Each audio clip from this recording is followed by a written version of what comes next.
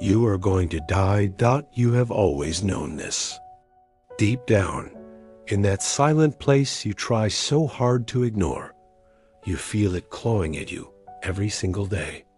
Yet here you are, spending the next 60 seconds of your life exactly the way you've spent most of them. Scrolling, worrying, planning, numbing yourself, pretending that time is unlimited, and that later will finally be the day you start living for real.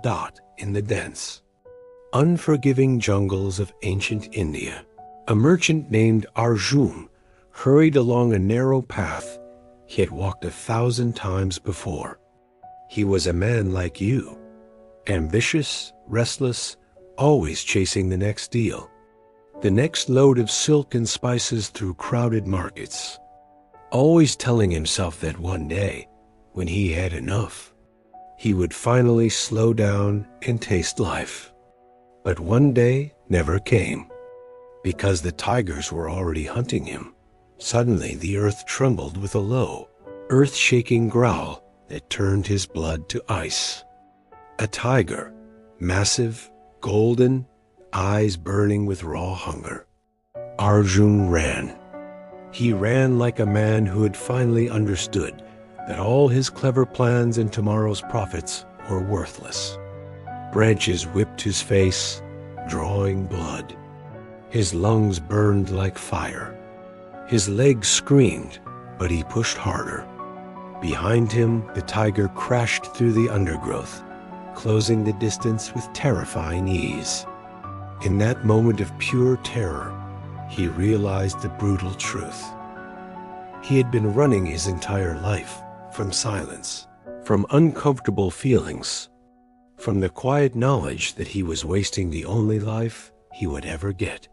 He burst into a clearing in the ground, disappeared beneath his feet. With no time to think, he lunged and grabbed a thick wild vine hanging over the edge of a sheer cliff. His body swung out into empty air above a drop that promised instant death.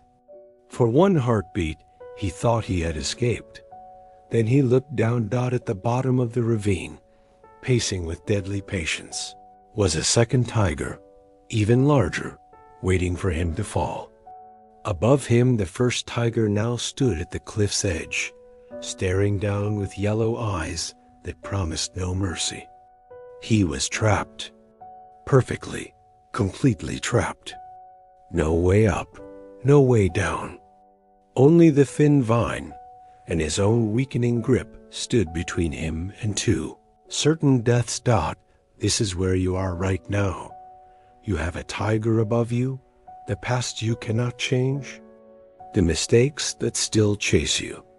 You have a tiger below you, the future you fear, the death that waits for every single one of us. And you are hanging on a vine that is slowly, relentlessly being eaten away. As Arjun hung there, sweat pouring down his face, heart hammering like war drums. He noticed something moving at the very top where the vine met the rocky cliff. Two small mice had appeared, one white, one black. They began to gnaw at the fibers with tiny, steady teeth. Day and night, the Buddha would later say, the white mouse and the black mouse, light and dark. They never stopped. Each tiny bite frayed another strand. Arjun watched in horror as the strong fibers began to split under his fingers. He had minutes, perhaps less. Most men in his position would have screamed. They would have raged against the tigers. They would have bargained with the gods. They would have let their minds spiral into panic about everything they were about to lose. But something inside, Arjun cracked open. In the middle of absolute terror. With death above and death below, and his life literally unraveling in his hands, he looked to the side. Growing from a small crack in the face of the cliff, just within reach, was a single wild strawberry. Bright red, perfectly ripe, juicy, pulsating with life against the gray stone. In that moment, Arjun stopped fighting what was true. He reached out with one trembling hand, plucked the strawberry, brought it to his lips, and bit into it. The sweetness exploded across his tongue. It was the most delicious thing he had ever tasted, not because the fruit was special, but because he was finally, completely, unreservedly present for it. There was no past. There was no future. There were only the tigers, the fraying vine, the mice, and this one perfect strawberry. He tasted it fully. He savored every drop of juice. He allowed himself to be exactly where he was. The Buddha did not tell us what happened next. He never said whether the vine held or whether it broke, whether Arjun lived or fell. That silence is the entire point, because the story was never about the tigers. It was never about the cliff or the mice, or even the vine dot. It was about the strawberry. You are hanging on a vine right now. The mice, the unstoppable passage of time, are chewing through your days, your hours, your minutes. The tigers of regret and fear and eventual death have always been there, and they always will be. Running from them has never worked. It never will. The only sane response, the only response that actually sets you free, is to reach for the strawberry in this exact moment and taste it like it is the last thing you will ever taste, because it might be. Look around you. Right now, in the middle of your ordinary life, there is a strawberry waiting.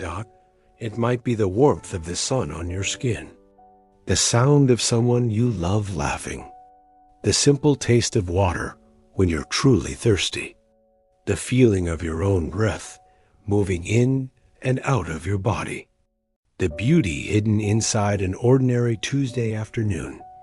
Most people will spend the next 60 seconds exactly as they spent the last 60 lost in thought, scrolling, worrying, waiting for later to finally start living.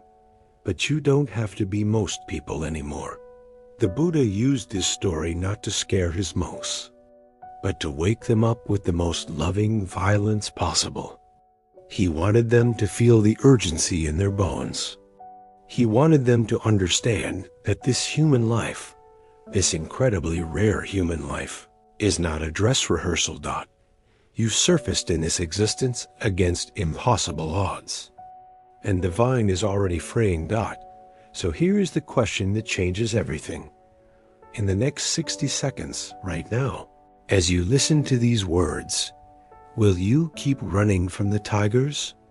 Or will you finally have the courage to taste the strawberry? The choice is yours. It has always been yours. And the clock is ticking. This moment, this breath, this strawberry. Taste it.